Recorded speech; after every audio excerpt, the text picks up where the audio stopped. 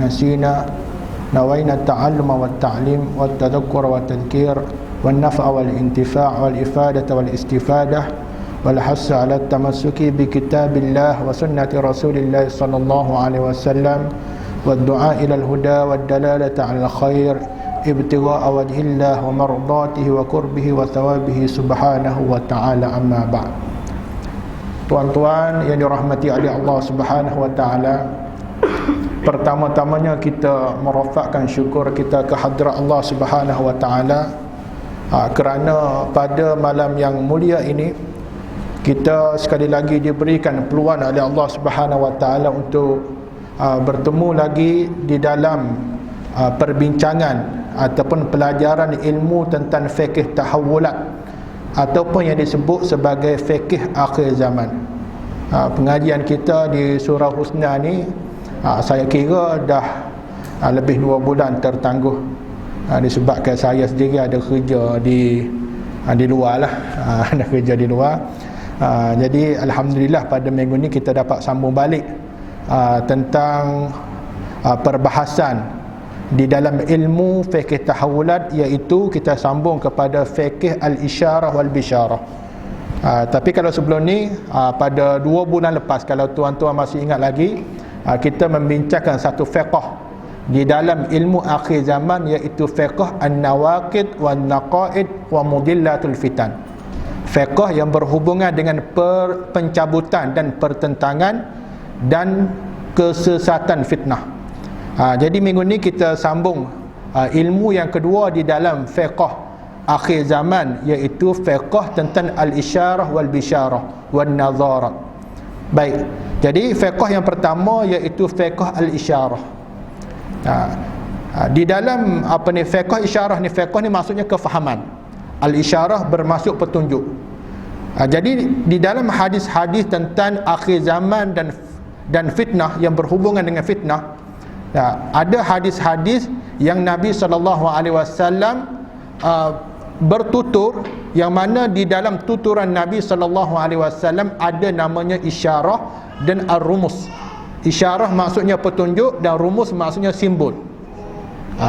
Dan perbahasan ataupun perbincangan berkenaan dengan petunjuk dan simbol ini adalah satu perbahasan yang penting di dalam ilmu akhir zaman.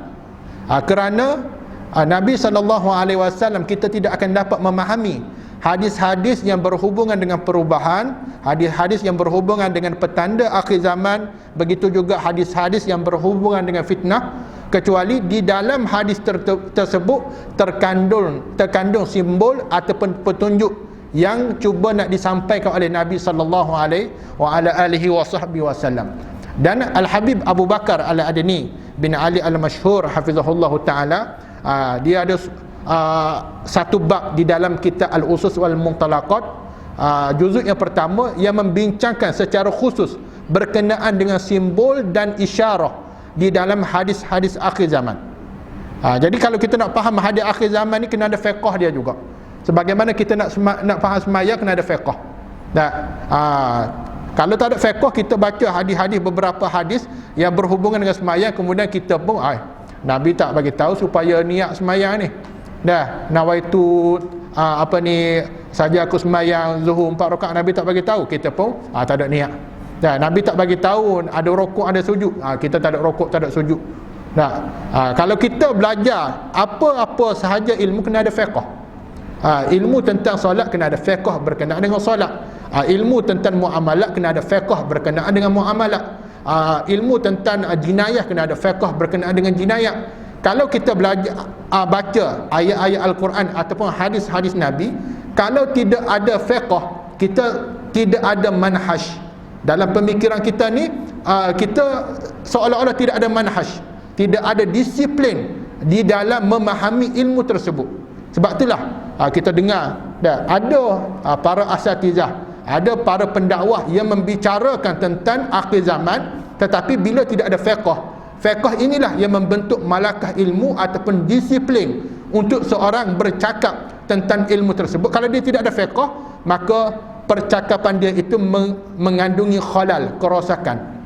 Kalau dia rosak saja tak apa, tapi kalau dia menyampaikan ilmu itu tanpa ada fiqh, maka rosak masyarakat. Sebab tu ada orang baca hadis akhir zaman sehingga menyebabkan jika tidak ada fiqh tentang akhir zaman, menyebabkan ada umat Islam yang berhenti kerja, duduk dalam hutan, tak mau dah nak bergaul dengan masyarakat, takut terkena dengan fitnah, duduk seorang-seorang dalam di tepi gunung, sampai semualah berhenti kerja, tak bergaul dengan masyarakat, tak masuk ke kedai sebab mereka paranoid dengan suasana ataupun perubahan-perubahan yang berlaku di sekeliling masyarakat. Kalau mereka itu tidak ada fiqh. Jadi kita belajar ilmu akhir zaman ni kena ada fiqh dia. Jadi fiqh inilah yang disusun oleh Al-Habib Abu Bakar Al-Adni berkenaan dengan akhir zaman. Semayang, ilmu tentang Islam dia ada fiqh dia. Ada fiqh. Ilmu tentang akidah dia ada fiqh. Orang panggil fiqhul akidah. Ilmu tentang tasawuf dia ada fiqh. Begitu juga ilmu akhir zaman dia ada fiqh. Jadi pada 2 bulan lepas lah kita dah membicarakan tentang fiqh, tentang an-nawaqid dan an-naqaid. Jadi pada minggu ni kita akan membincangkan tentang fiqh al-isyarah wal bisyarah. Fiqh tentang petunjuk dan khabar gembira. Baik. Jadi fiqh tentang al-isyarah. Al-isyarah ni maksudnya petunjuk, dan ar-rumus. Satu lagi istilah dalam ilmu akhir zaman iaitu simbol. Kita nak memahami apakah simbol yang terdapat di dalam hadis-hadis yang berhubungan dengan petanda hari kiamat dan fitnah ini.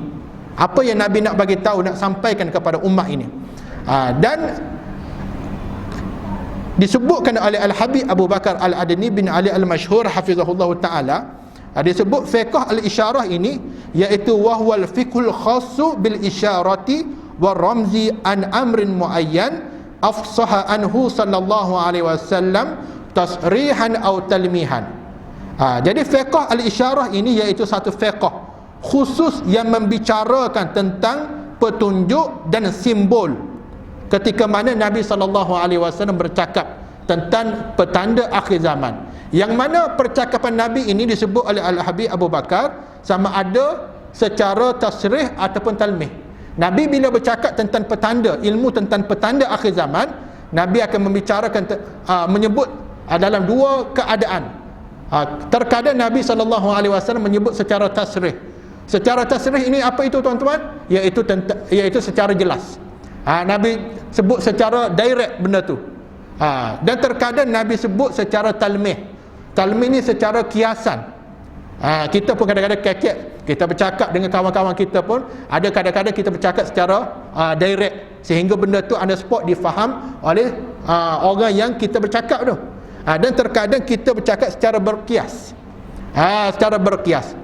Begitu juga Nabi bila bercakap tentang akhir zaman dan fitnah, Nabi cakap secara direct, dan terkadang Nabi SAW cakap secara berkias.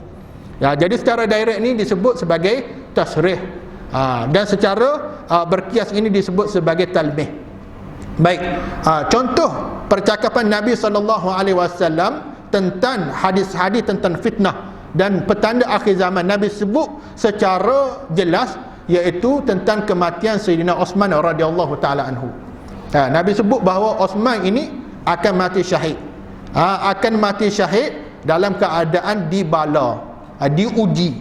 Sebagaimana hadis daripada Anas bin Malik radhiyallahu taala anhu dalam riwayat Muslim, Nabi SAW naik atas gunung Uhud. Ketika itu dalam perang Uhud, dan Nabi bersama dengan Abu Bakar, Umar dan Osman naik berlindung di atas gunung Uhud. Disebutkan dalam hadis tersebut farajafa bihim. Tiba-tiba gunung Uhud itu bergegar. Gunung Uhud itu bergegar, lalu Nabi kata apa? Usbut Uhud. Tetaplah kamu Uhud, fa innaka alaika. Kerana sesungguhnya di atas engkau itu nabiyun, ada nabi, wa siddiqun, ada orang yang siddiq iaitu Abu Bakar, wa syahidan, dan 2 orang yang akan syahid iaitu Abu Bakar dan Osman. Sebab yang naik atas gunung Uhud tu Nabi, Abu Bakar, Umar dan Osman. Dan hadis ini tuan-tuan dapat didengar dan diketahui oleh kebanyakan daripada para sahabat. Para sahabat tahu bahawa Umar dan Osman itu akan syahid. Banyak lagi hadis, di antaranya hadis dalam riwayat Muslim daripada Abu Musa Al-Asy'ari. Satu hari Nabi SAW menyebut tentang petanda akhir zaman dan fitan.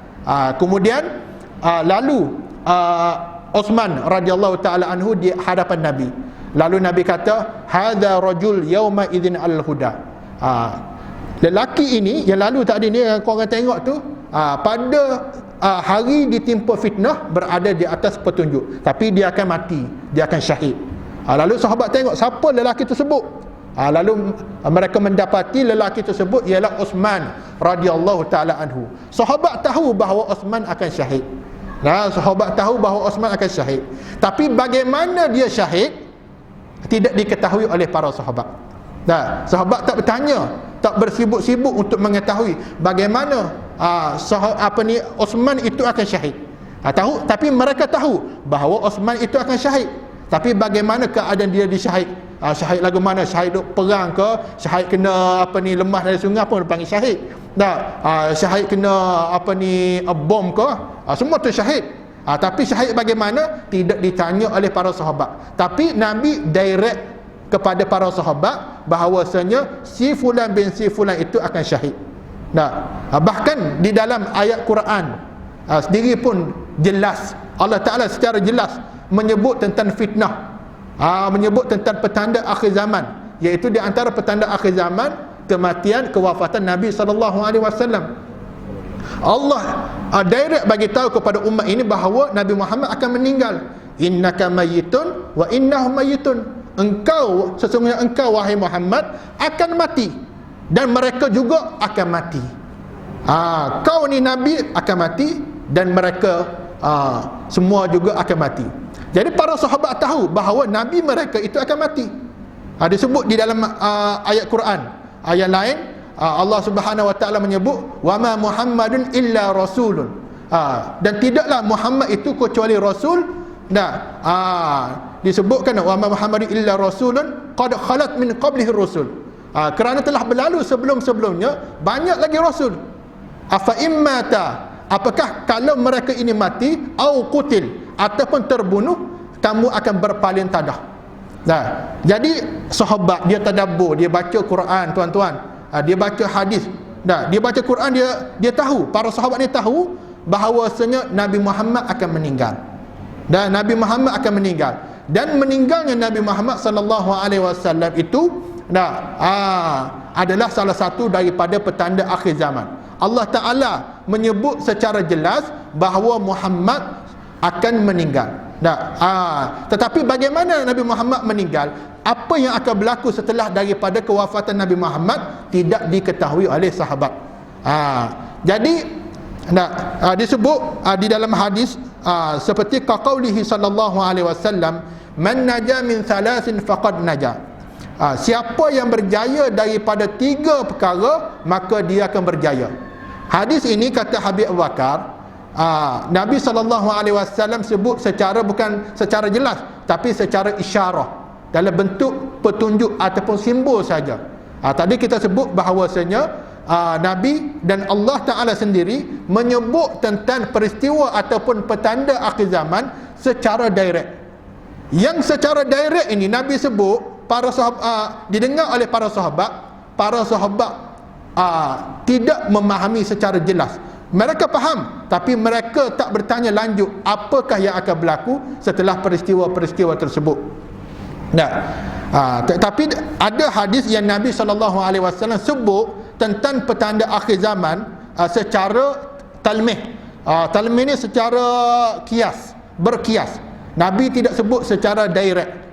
Seperti disebutkan dalam hadis, siapa yang berjaya daripada 3 perkara, maka dia akan berjaya. Salah samarat, 3 kali.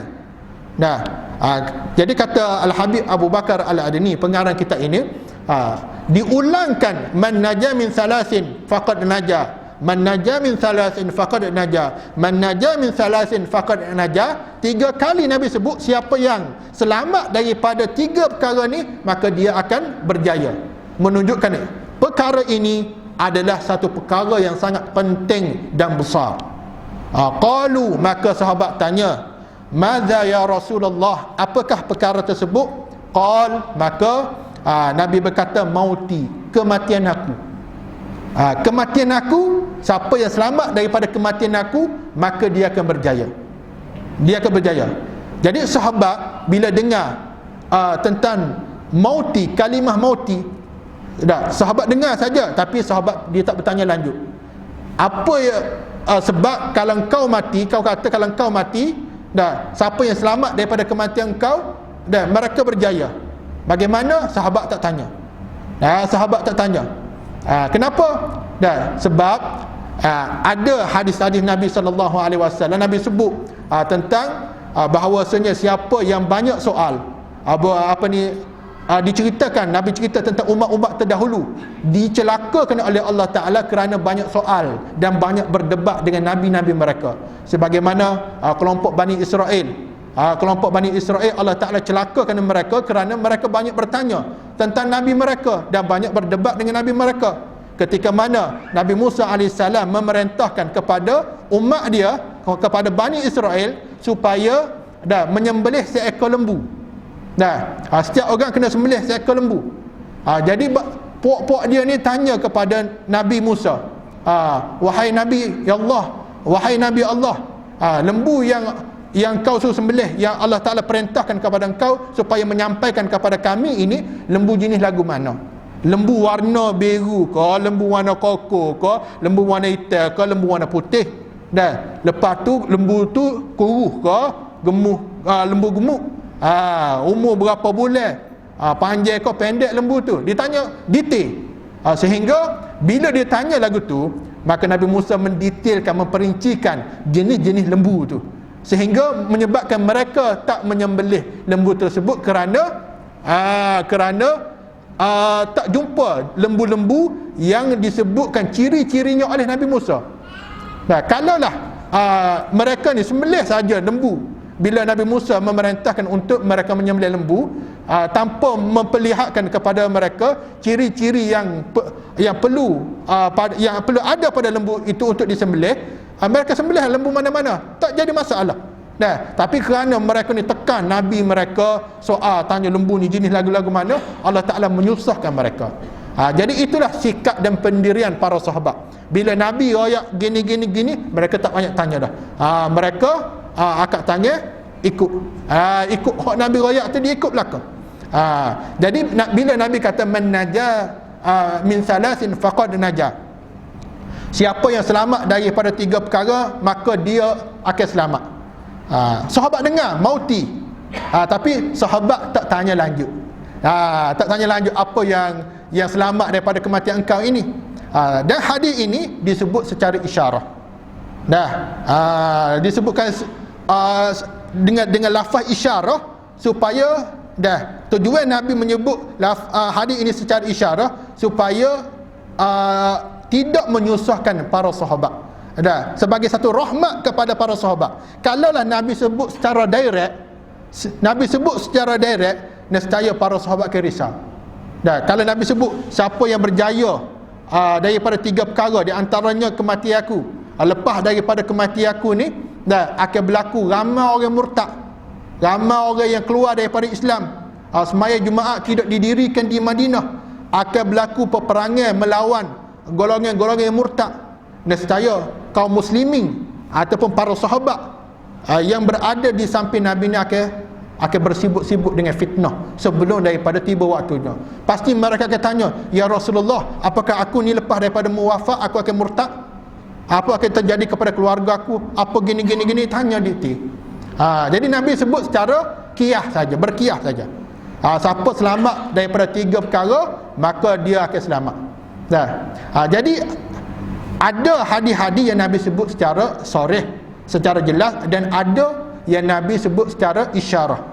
Hadis-hadis yang Nabi sebut secara jelas pun, itu pun Allah Subhanahu Wa Taala melupakan hadis-hadis tersebut dalam kepala otak para sahabat. Sebab itulah kita tengok bila Nabi SAW wafat, sahabat ramai menangis, hampir gila para sahabat, sehingga Sayyidina Umar mari. Sayyidina Umar mari kata kepada sahabat-sahabat kaum muslimin yang mengatakan bahawa siapa hok kata Muhammad meninggal akan bunuh, siapa man qala Muhammadan mat sa'adribuh, kata Umar. Siapa hok kata Muhammad meninggal, aku akan bunuh dia. Dan setengah riwayat kata sa'adribu unuquh, aku akan pukul batang leher dia. Siapa kata Muhammad meninggal? Umar pun tak percaya bahawa Nabi Muhammad meninggal. Sedangkan dalam Quran dia sebut secara jelas bahawa Muhammad ini, Nabi Muhammad ini akan meninggal. Innaka mayyitun wa innahum mayyitun. Wahai Muhammad akan mati dan mereka juga akan mati. Wa ma Muhammadun illa rasulun qad khalat min qablihi rusul. Dan tidaklah Muhammad itu hanyalah seorang rasul. Telah berlalu sebelum Muhammad itu banyak lagi rasul, tapi semua dia dah meninggal. Allah Ta'ala sebut secara jelas bahawa Nabi-Nabi juga akan mati, tapi Umar tak percaya Nabi Muhammad ni meninggal. Sehingga marilah Abu Bakar radhiyallahu ta'ala anhu. Mari Abu Bakar, bila dia dengar berita kewafatan Nabi, dia masuk dalam rumah Nabi SAW. Dia buka apa? Dia buka kain kapan Nabi, dia tutup muka Nabi, dia pergi cium atas dahi Nabi SAW. Lalu dia kata, tidak berhimpun di atas engkau itu dua kematian. Lalu Sayyidina Abu Bakar pun menangis, tidak akan berhimpun pada engkau ini dua kematian. Lepas tu dia pun teringat kisah-kisah dia dengan Nabi SAW. Abu Bakar menangis. Kemudian Abu Bakar keluar daripada rumah Nabi SAW, pergi jumpa kaum muslimin, para sahabat yang masih lagi bersedih di atas kewafatan Nabi SAW. Lalu dia kata, Abu Bakar menenangkan para sahabat dan menenangkan Umar. Umar tak percaya bahawa Nabi Muhammad meninggal. Dia kata, ya ayuhan nas, wahai manusia, bahawa sesungguhnya anna Muhammadan qad mat, sesungguhnya Nabi Muhammad itu telah mati. Telah mati sebagaimana rasul-rasul sebelum ini. Fa inna siapa may ya'budu Muhammadan, Abu Bakar kata, siapa yang menyembah Muhammad, sesungguhnya Muhammad qad mat, telah meninggal. Wa may ya'budullah, dan siapa yang menyembah Allah, fa innallaha hayyun la yamut, sesungguhnya Allah itu hidup tak mati. Lalu Abu Bakar baca ayat Al-Quran, wa ma Muhammadun illa rasulun qad khalat min qablihi rasul. Baca ayat yang menjelaskan bahawasanya Muhammad itu hanyalah seorang rasul, sebagaimana nabi-nabi sebelum ini. Apakah kamu akan berpaling daripada agama kalau Muhammad itu mati ataupun Muhammad itu terbunuh? Maka Abu Bakar, Umar bila dengar ucapan daripada Abu Bakar, barulah Umar ni dia tenang hati. Dia kata, seolah-olah inilah kali pertama aku dengar, seolah-olah inilah kali pertama aku dengar ayat Quran ni. Walau dia baca semua, tapi para sahabat ni, bila dia dengar hadis-hadis tentang fitnah, mereka cepat lupa. Bukan kerana mereka ini jenis pelupa, tapi Allah Ta'ala sengajakan melupakan kebanyakan hadis-hadis tentang fitnah, ayat-ayat Al-Quran tentang kematian Nabi Muhammad dalam diri mereka, kata Habib Abu Bakar, supaya mereka ini kehidupan mereka tidak diselubungi dengan kesedihan sebelum tiba waktunya. Supaya apa? Supaya para sahabat tidak bersibuk-sibuk dengan fitnah sebelum tiba waktu dia. Nak sibuk-sibuk dengan fitnah ketika mana waktu dia. Ni tak mari fitnah lagi, pakat lari dalam hutan. Kata Dajjal nak mari esok lusa dah. Lagi 3 bulan lagi Dajjal nak mari ni. Imam Mahdi nak turun, nak keluar di Mekah ni. Ada dah Imam Mahdi ni. Sikit lagi umur 40 tahun. Dia dalam hutan dah. Di mana? Apa nama? Ada satu di Jeli, satu di Selangor pun ada. Sungai Rening apa ni? Ada perkampungan akhir zaman. Pakat berhenti kerja. Nak simpan stok makanan untuk setahun. Imam Mahdi nak mari dah. Sedangkan kalau kita belajar ilmu akhir zaman ni, kita akan mendapati bahawasanya semua syu'unul hayah, kehidupan kita ni ada hadis-hadis akhir zaman. Daripada kita tidur balik, daripada kita bangun tidur hingga kita tidur balik. Bahkan Nabi bukan suruh lari kita daripada umat. Memang fitnah ni akan mari, memang dia akan muncul, Dajjal akan ada dalam kalangan kita. Tapi kita ni kena bekerja, kena menyampaikan kebaikan dalam semua sudut yang kita berada di dalamnya. Kalau seorang tu doktor, dia kena berada dalam bidang perubatan. Sebab ada hadis-hadis yang berkaitan dengan perubatan yang di akhir zaman ni. Ada hadis-hadis yang Nabi sebut tentang bekerja untuk umat di akhir zaman, kena usaha. Jangan duduk lari dalam hutan atau saya nak bergaul dengan masyarakat dalam keadaan paranoid, nak mari esok lusa dan Imam Mahdi Dajjal. Jangan. Nah, kita teruskan kerja. Hatta kalau disebutkan oleh Nabi SAW, kalau mu tahu esok tu kiamat, dan ditanya kamu itu ada fasilah, ada benih, Nabi tu tanya, esok kiamat dah. Nah, bukan Dajjal nak muncul esok, kiamat, hancur lebur bumi. Tapi Nabi suruh berusaha lagi. Nabi suruh berusaha. Sebab tu bila kita belajar fiqh akhir zaman, bila kita dengar hadis-hadis akhir zaman, kena ada fiqh dia. Nah, kalau tak jadi rosak habis. Nah, umat ni bila dengar hadis-hadis akhir zaman, mereka ini akan jadi pasif. Dah. Jadi nak lari daripada masyarakat, jadi paranoid. Dah. Takut ancaman yang berlaku. Keluar rumah ada ancaman kiri kanan belakang depan. Mereka merasakan mereka diperhatikan oleh Dajjal. Dah. Memang kita hidup dalam ancaman. Lah ni pun hidup ancaman ni. Dah. Omikron, dalam kalau kita ada Omikron kita tak tahu. Dah. Keluar daripada masjid pun ada ancaman. Atas langit tu berapa puluh ribu satelit. Kalau satu je satelit rosak, jatuh skru atas kepala kita tu, hancur habis. Dah, mati habis kita, hancur habis kereta kita, hancur bandar Putrajaya ni kalau satelit yang jatuh.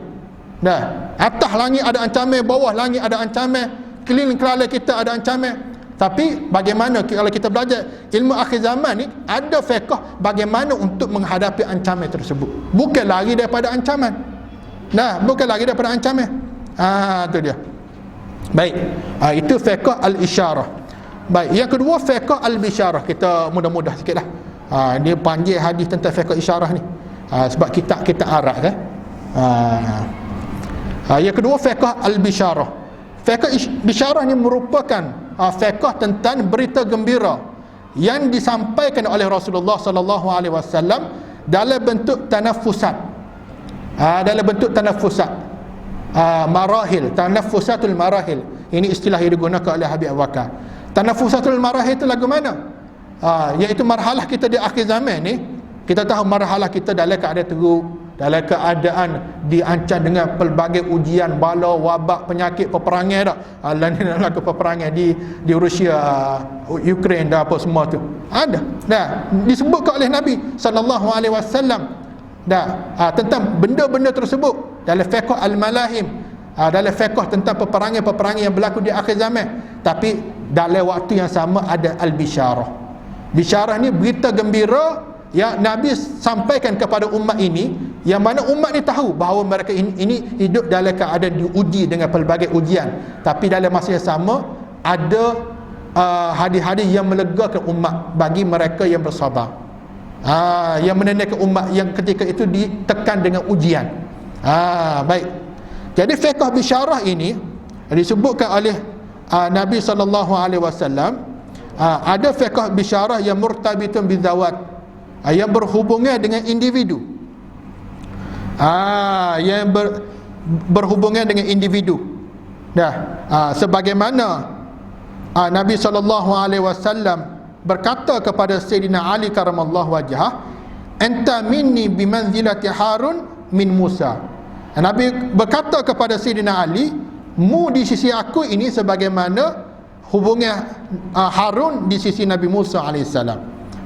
Dan Nabi menyampaikan berita gembira, bisyarah kepada Ja'far bin Abi Talib. Nabi kata, asbahta khalqi wa khuluqi. Mu ni wahai Ja'far bin Abi Talib, engkau menyerupai rupa parah aku dan akhlak aku. Rupa parahmu serupa dengan aku dan akhlakmu pun serupa dengan aku. Dan ada bisyarah yang mustaqbaliyah. Mustaqbaliyah yang menceritakan tentang individu-individu di akhir zaman yang akan berlaku selepas daripada kewafatan Nabi sallallahu alaihi wasallam. Isyarat Nabi sallallahu alaihi wasallam akan lahir orang alim daripada bangsa Quraisy. Ketika mana Nabi sallallahu alaihi wasallam mengucapkan berita gembira tersebut, ini petanda akhir zaman juga. Akan lahir daripada bangsa Quraisy satu orang alim yang mana ilmunya memenuhi bumi. Alimu Quraisyin yamla'ul arda ilma.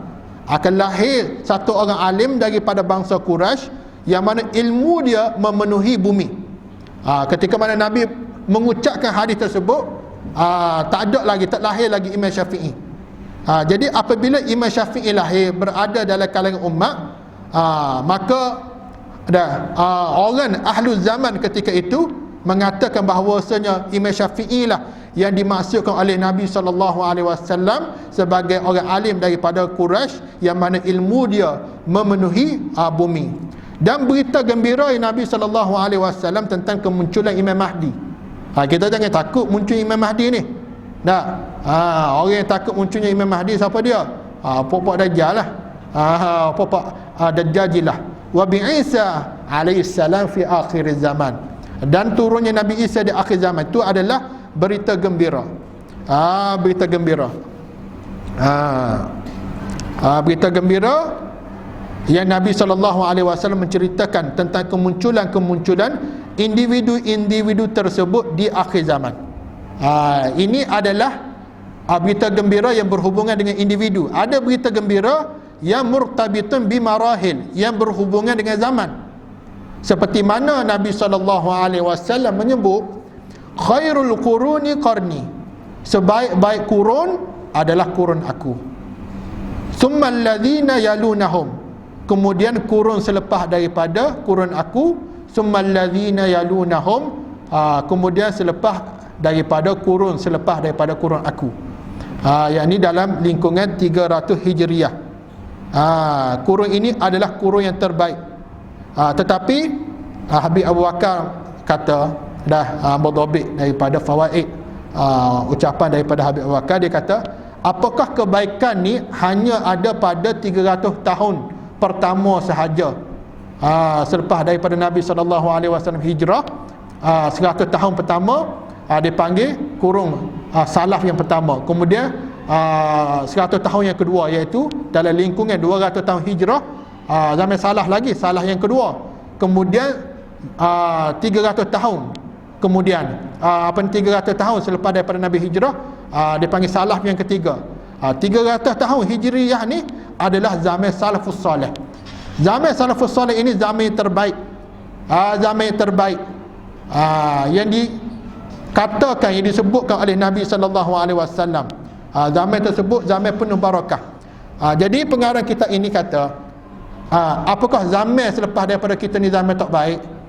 Adakah kebaikan itu ada pada 300 tahun pertama sahaja selepas daripada hijrah Nabi SAW? Jadi jawab Habib Abu Bakar Al-Adni bin Ali Al-Mashhur hafizahullah ta'ala, tidak. Kebaikan itu memang Nabi sebut sebaik-baik kurun aku. Satu kurun 100 tahun, kemudian kurun selepas daripada aku 100 tahun kemudian, kemudian kurun selepas daripada kurun aku 200 tahun kemudian, yang ini 300 tahun.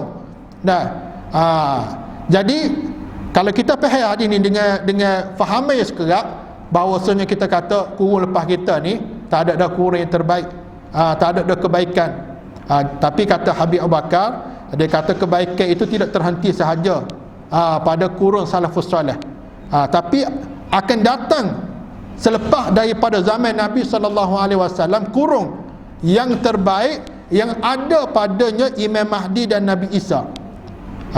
Yang mana apabila muncul Imam Mahdi dan Nabi Isa AS, zaman tersebut akan kembali sebagaimana zaman kenabian.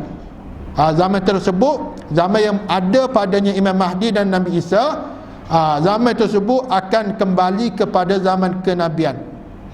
Bahkan lebih baik daripada zaman kenabian, lebih baik. Kemungkinan bila saya kata lagu tu, ada orang mempertikaikan, adakah zaman Nabi ni tidak baik? Kan Nabi ada dalam kalangan umat. Apakah zaman sahabat tidak baik? Kan sahabat jumpa dengan Nabi, sahabat ni wali min awliyaillah. Apakah zaman sahabat tidak baik? Kenapa ustaz kata zaman Imam Mahdi dan zaman Nabi Isa itu adalah lebih baik daripada zaman salafus salih? Kita kata lagu ni, ni jawapan Habib Abu Bakar. Kita kata bahawasanya ketika mana zaman Nabi SAW, memang zaman Nabi ni zaman terbaik. Tapi Nah, di zaman Nabi tu ada orang yang menyakiti dan memerangi orang Islam, iaitu musyrikin, golongan musyrikin, golongan munafik dan golongan Yahudi. Nah, dan umat Islam hidup dalam keadaan kefakiran. Begitu juga zaman tabi'in dan zaman tabi'in. Nah, tetapi Nabi SAW menyebut zaman itu zaman yang terbaik. Mana yang terbaik itu? Kerana mereka ini terbaik kerana mereka mendapatkan kebaikan dengan memperjuangkan, mempertahankan, berjihad dengan penuh sabar untuk menyampaikan agama. Dikatakan zaman tersebut zaman yang terbaik kerana banyaknya ulama dan aulia. Tapi pada masa yang sama, di zaman salafus salih ini ada ulama, ada aulia, ada para sahabat. Tapi dalam waktu yang sama berlaku pengkhianatan. Berlaku pengkhianatan. Ada orang yang benci kepada agama Islam. Tetapi ahli zaman tersebut menghadapi segala rintangan dan ujian tersebut dengan sabar. Mereka menghadapi ujian tersebut dengan sabar. Berbeza dengan zaman Imam Mahdi dan Nabi Isa AS. Ketika mana zaman Imam Mahdi dan Nabi Isa, sebab apa kita kata zaman Imam Mahdi dan zaman Nabi Isa ini adalah lebih baik daripada zaman salaf? Kerana tidak ada golongan munafik, tidak ada orang musyrikin, tidak ada orang Yahudi kena bunuh habis dah. Bila Nabi Isa keluar, tak ada dah. Dan tidak ada pengkhianatan kepada Islam. Bahkan disebutkan dalam hadis-hadis akhir zaman, bahawasanya di zaman Nabi Isa dan zaman Imam Mahdi, kanak-kanak boleh bermain dengan ular. Kanak-kanak boleh bermain dengan ular. Bahkan serigala pun duduk dalam kalangan komuniti masyarakat, tak makan kambing. Keberkatan zaman Imam Mahdi dan Nabi Isa AS, hatta binatang-binatang yang liar tak kacau manusia. Sebab apa? Mereka mendapat keberkatan daripada pemerintahan Imam Mahdi dan Nabi Isa. Tak ada orang kacau, tak ada orang ganggu, tak ada orang khianat Nabi Isa dan Imam Mahdi AS. Hatta dalam riwayat hadis disebut, kalaulah kita tanam pokok kering, batang kayu kering di pada pasir, nescaya berbuah. Barakah zaman Imam Mahdi dan Nabi Isa AS. Zaman salafus salih, kenapa disebutkan zaman yang terbaik? Kerana di zaman tersebut ada Nabi. Awaludinukum rahmah. Permulaan zaman Nabi Muhammad itu ada rahmah. Kerana pada umat ini ada Nabi. Tapi dalam waktu yang sama, walaupun ada Nabi, adanya Yahudi, adanya golongan musyrikin, berlawan, belaga, berkekah dengan umat Islam, adanya orang munafik. Tapi zaman Imam Mahdi, zaman Nabi Isa, tidak ada orang musyrikin, tidak ada orang munafik. Sebab itulah kita kata zaman Imam Mahdi dan zaman Nabi Isa AS itu ialah zaman yang terbaik untuk umat Islam. Seluruh keberkatan bumi keluar, keberkatan daripada langit keluar. Masya Allah, tabarakallah. Dan ada bisyarah, berita gembira yang murtabitun bi amakin, yang berhubungan dengan tempat. Sebagaimana Nabi sebut, wal Madinah khairul lahum law kanu ya'lamun. Dan Madinah ini Nabi sebut adalah lebih baik bagi kalian semua, bagi mereka, law kanu ya'lamun, kalau mereka itu mengetahui. Nabi khabar bahawasanya Madinah itu lebih baik bagi mereka ini, kalau mereka ini mengetahui. Kenapa Nabi sebut hadis tersebut? Kerana akan berlaku di akhir zaman, orang-orang yang duduk di samping Nabi di Madinah tu, berjiran dengan Nabi, hijrah ramai-ramai pergi Yaman. Ramai-ramai pindah ke Yaman. Sebab apa? Sebab di akhir zaman keberkatan bumi akan keluar daripada Yaman. Sehingga seluruh orang-orang yang berada di dunia ni berebut-rebut nak pergi Yaman. Lah ni Yaman ni negara miskin. Ramai orang, budak-budak mati kebeluran. Ekonomi hubut, berlaku inflasi. Orang tak nak pergi Yamen, tak duduk Yamen, orang Yamen tubik daripada Yamen, duduk Kuala Lumpur, pergi Malaysia. Ramai orang Yamen duduk Malaysia ni, lari daripada Yamen, negara miskin. Tapi di akhir zaman ramai-ramai pergi hijrah ke Yaman. Sehingga orang yang berada di Madinah pun pergi ke Yaman. Sehingga Madinah sunyi.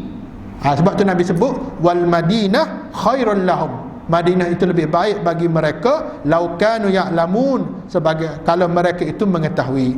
Ini bisyarah, berita gembira yang berhubungan dengan tempat. Ada lagi Nabi sebut Allahumma barik lana fi Syamina, Allahumma barik lana fi Yamanina. Ya Allah, berkatilah bumi Syam kami dan bumi Yaman kami. Wa qaulihi sallallahu alaihi wasallam, dan Nabi sallallahu alaihi wasallam sebut al-imanu yamanin, iman itu ada pada orang Yaman. Wal fiqhu yamanin, dan fiqh itu ada pada orang Yaman. Wal hikmatu yamaniyah, dan hikmah itu akan muncul daripada orang Yaman. Ini adalah berita gembira kepada orang Yaman. Ini adalah berita gembira kepada orang Yaman. Bisyarah murtabitun bi amakin.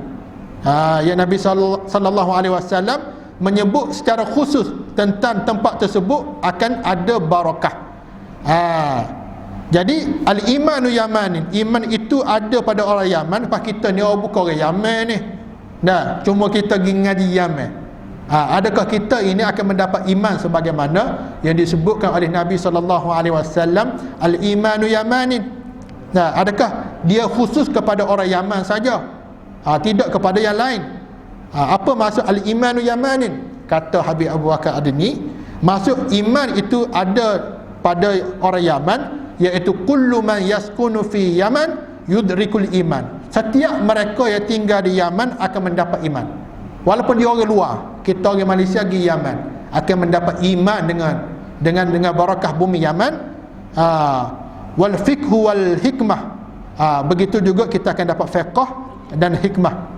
Walaysa khassah min ahli Yaman, tetapi benda ini tidak khusus kepada ahli Yaman. Hatta mereka yang berada di luar mari hijrah ke Yaman, tapi dengan syarat kena suhbah dengan ahlul iman lah, dengan ahlul fiqh, dengan ahlul hikmah. Kalau duduk Yaman nego, tak dapat fiqh, tak dapat iman, tak dapat hikmah. Kemudian disebutkan oleh Nabi SAW ada bisyarat, ada berita gembira murtabitun, yang berhubungan bizawahir, yang berhubungan dengan fenomena yang akan berlaku di akhir zaman. Seperti Nabi SAW sebut, summa tuqbilu rayatus sudu min qibalil masyriq. Akan muncul ar-rayadus sud, bendera-bendera hitam, min qibalil masyriq, daripada wilayah timur. Summa qal, maka Nabi bagi tahu, fa idza ra'aitumuhu, apabila kamu melihat panji-panji hitam yang datang daripada arah timur tersebut, fabayyuhu, maka pergilah berbai'ah kepada mereka, walau habwan alal salji, walaupun terpaksa merangkak di atas salji. Jadi di akhir zaman ini, sebelum muncul ketika mana keluarnya Dajjal, akan muncul rayadus sud, bendera-bendera hitam daripada timur, daripada belah timur. Allahumma salli ala Sayyidina Muhammad. Jadi Nabi kata kalau mu nampak benda tu, mugi bai'ah walau habwan ala salji, walaupun terpaksa merangkak di atas salji. Kata Habib Bakar, wal hadis yushiru inna hadzal bisyarat satahsul ala shiddatul bar. Ini hadis ini mengisyaratkan kepada kita bahawasanya akan datang di akhir zaman suatu fenomena, iaitu dunia itu dalam keadaan sejuk, dalam keadaan sejuk salji. Imam Mahdi muncul tu, akan berlaku salji di tanah Arab tu. Nabi sebut gilah bai'ah kepada Imam Mahdi. Imam Mahdi, sebab Imam Mahdi yang bawa bendera hitam tersebut. Walaupun terpaksa merangkak di atas salji, walaupun terpaksa merangkak tapi lah ni tak muncul lagi lah. Dia ada hadis sebelum tu, hadis iaitu tentang kematian satu khalifah yang menjaga khazanah haramain, khazanah Kaabah disebut, khazainul Kaabah, yang menjaga khazanah Kaabah. Di Saudi lah tu. Bukan Raja Jordan, bukan Raja Syria. Yang menjaga khazanah Kaabah ni siapa? Saudi lah.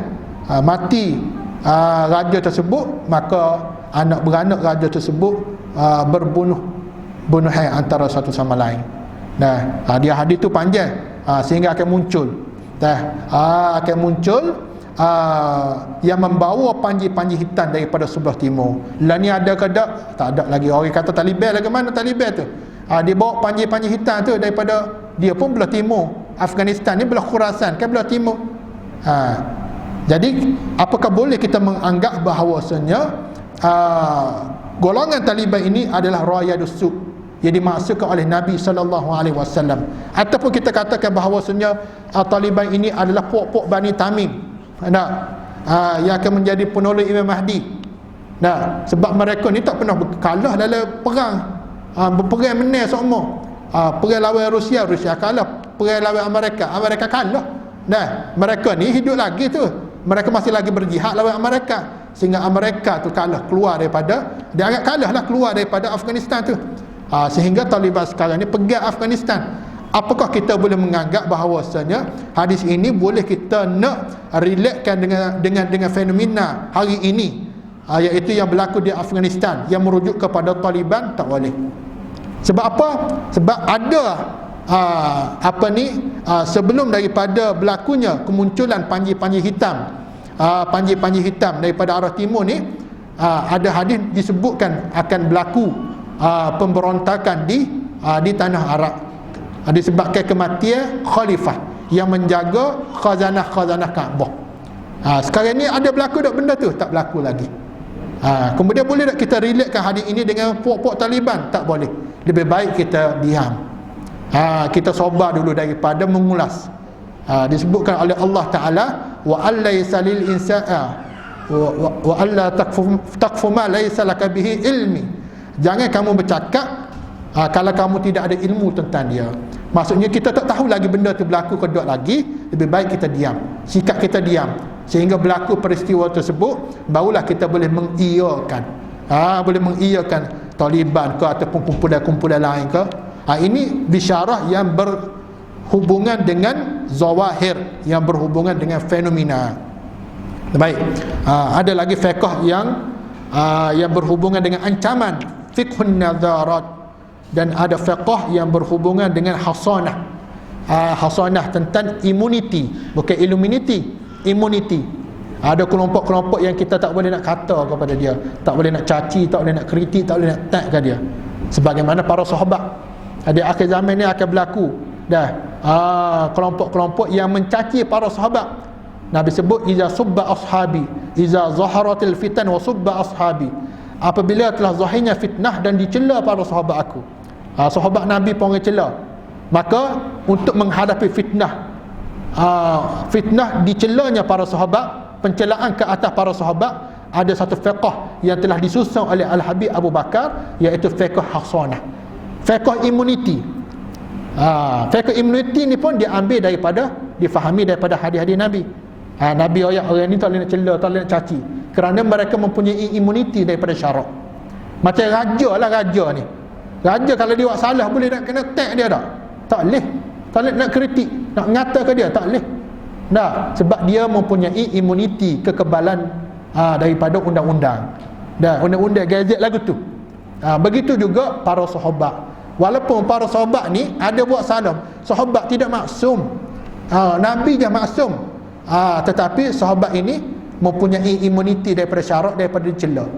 Mereka ada, kalau kita baca para sahabat ni buat dosa, ada minum arak, tapi kita kena i'tiqad bahawasanya walaupun mereka ni kita dengar kisah mereka bunuh berzina ke minum arak ke, tapi kita kena yakin bahawasanya mereka ini adalah kaum yang paling cepat bertaubat kepada Allah. Ada orang cela sahabat Muawiyah, mereka baca kisah peperangan Siffin, peperangan Jamal, kan ada hadis yang disebutkan bahawa Ali ni berada di pihak yang benar, orang yang lawan Ali tu berada di pihak yang salah. Memang Muawiyah itu, kalau kita baca hadis-hadis akhir zaman, Muawiyah berada di pihak yang salah, tapi dia itu ahlul ijtihad. Kalau betul dapat dua, salah dapat sah, tapi kita tak boleh nak cela dia, sebab dia sahabat Nabi. Dia sahabat Nabi, dia berguru dengan Nabi. Dia berguru dengan Nabi. Lepas tu Nabi bagi tahu juga bahawasanya Muawiyah ni akan dapat syurga. Dalam satu hadis Nabi SAW, hadis riwayat Bukhari, Nabi sebut awwalu jaishin min ummati yagruna ilal bah faqad jannah. Tentera pertama dalam kalangan umat aku yang mengemudi bahtera tentera laut, maka puak-puak ni dapat syurga. Ketika mana Nabi menuturkan hadis tersebut, umat Islam tidak ada lagi tentera laut. Armada tentera laut tak ada lagi. Tentera laut yang pertama ada di zaman Sayyidina Umar, dan panglima tentera laut yang pertama ialah Muawiyah. Jadi Muawiyah termasuk dalam makna hadis ni, dapat syurga. Dapat syurga. Memang kita tengok, kalau kita kaji, baca kitab-kitab yang lain, ada ulama-ulama yang mengkafirkan Muawiyah, bahkan membuang sifat adalah kepada Muawiyah, mengharamkan taraddi kepada Muawiyah. Tak boleh kita kata radhiyallahu ta'ala anhu kepada Muawiyah, kerana Muawiyah ni berlawan dengan Sayyidina Ali. Muawiyah ni berlawan dengan Sayyidina Hasan radhiyallahu ta'ala anhu, berlawan dengan para sahabat Nabi. Muawiyah ni berada di pihak salah. Walaupun kita baca tu memang ada hujah yang kata bahawasanya Osman tu salah, tapi dia ahlul ijtihad. Tak boleh kita nak senang-senang nak tag dia, nak kritik dia, nak kata bukan-bukan kepada dia, kerana dia ni ahlul jannah. Biarlah dia salah, tapi dia mempunyai imuniti daripada segi syarak. Kita tak boleh nak caci dia, maki dia, sebab selain daripada Nabi semua tak maksum. Semua tak maksum, tapi dia ahli syurga, kita ni tak tahu syurga ke neraka. Baik kita senyaplah. Sebab itulah dalam Ahlussunnah wal Jamaah, ulama-ulama teguh daripada awal lagi, kalau mu baca tentang fitnah-fitnah yang berlaku dalam kalangan para sahabat, mu jangan masuk dalam-dalam. Jangan kaji dalam-dalam perang Jamal, perang Siffin. Kalau mu kaji juga dalam-dalam, mu akan jumpa siapa yang betul, siapa yang salah. Hak salah tu mu akan maki kau-kau. Sebab tu Ahlussunnah wal Jamaah sekat daripada awal lagi. Gitulah. Isa dah. Tak bunyi. Kalau bunyi, jadi insyaAllah pada minggu yang seterusnya kita akan membicarakan tentang fiqh al-hasanah dan syaraful adalah wassanad. Syaraful adalah ini satu silibus, satu bab yang penting juga dalam ilmu akhir zaman, iaitu tentang sifat adalah. Siapa ulama yang kita kena ikut, siapa ulama yang kita kena jauh. Lah ni kan duk perang dalam Facebook, ustaz-ustaz, tok-tok guru, ulama-ulama, pening aku. Hak tu kata, hak tu kata lagu ni. Hak tu kata Wahabi, hak tu kata Wahabi. Si pening. Jadi dalam syaraf adalah wasana, Habib Abu Bakar akan menerangkan kepada kita manhajus salamah. Manhajus salamah, manhaj keselamatan daripada fitnah akhir zaman. Siapa ulama yang hak dan siapa ulama fitan. Siapa ulama fitan? Ya, ulama hak tu yang perlu kita ikut, ulama fitan ni lah yang kita kena jauh. Tu disebutkan dalam satu bab dalam ilmu akhir zaman, iaitu syaraful adalah wassanad. Wallahu subhanahu wa ta'ala a'lam bis-shawab. A'udzu billahi minasyaitonir rajim. Bismillahirrahmanirrahim. Alhamdulillahirabbil alamin wassalatu wassalamu ala asyrafil anbiya'i wal mursalin wa ala alihi wa sahbihi ajma'in. Allahumma tawil a'marana wa sahih ajsadana wa nawwir qulubana wa tsabbit imanana wa wasi' arzaqana bi rahmatika ya arhamar rahimin. Allahumma ya azim sultan ya qadim al-ihsan ya daniman ni'am ya kathil khairat ya wasil ata ya dafi'al bala wa ya sami'ad du'a ya hadir laysa bighaib ya mawjudan inda syada'id ya khafiyal lut ya haliman la ya'jal iqdi hajatina bi rahmatika ya arhamar rahimin walhamdulillahi rabbil alamin.